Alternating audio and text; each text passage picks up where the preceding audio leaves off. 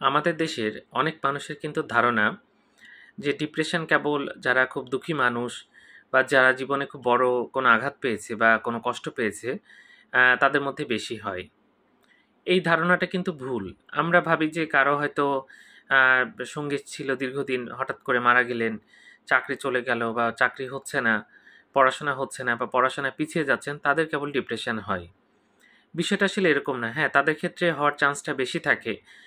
যে দীর্ঘদিন একসাথে পথ চলেছেন, হঠাৎ করে কেউ চলে গেল, চাকরিতে সমস্যা, কর্মক্ষেত্রে সমস্যা, এরকম কারণে কিন্তু ডিপ্রেশন হতে পারে বা পারিবারিক কোনো ক্রাইসিসে। তবে একবারে সব দিক থেকেই প্রায় সুখী মানুষ, এরকম কিন্তু মানুষেরও ডিপ্রেশন হতে পারে। সেটা আমরা স্বীকার কিন্তু করি না বা অনেকে বুঝতে পারি না, এবং তাদেরও কিন্তু ডিপ্রেশন দেখা যায়।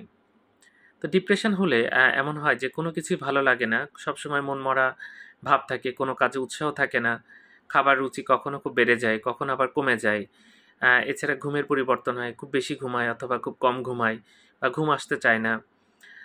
কোনো ইন্টারেস্ট থাকে না, কোনো বাইরে হয়তো অনেকে ঘুরতে যেতে পছন্দ করে অথবা খেলাধুলা করতে পছন্দ করে, সব কাজে আগ্রহ হারিয়ে ফেলে। তাই ডিপ্রেশন হলে খুব দ্রুত ডাক্তার দেখানো দরকার। এগুলো ভালো ওষুধ আছে। আগের দিনের যে ডিপ্রেশনের ওষুধ ছিল সেগুলোর পার্শ্ব প্রতিক্রিয়া বা সাইড এফেক্টস অনেক বেশি ছিল। বর্তমানে যে ডিপ্রেশনের ওষুধ পাওয়া যায় সেগুলোর কিন্তু সাইড এফেক্টস অনেক কম। আপনি একজন ডাক্তারের সাথে পরামর্শ করে সেগুলো খেতে পারেন। ধন্যবাদ সবাইকে।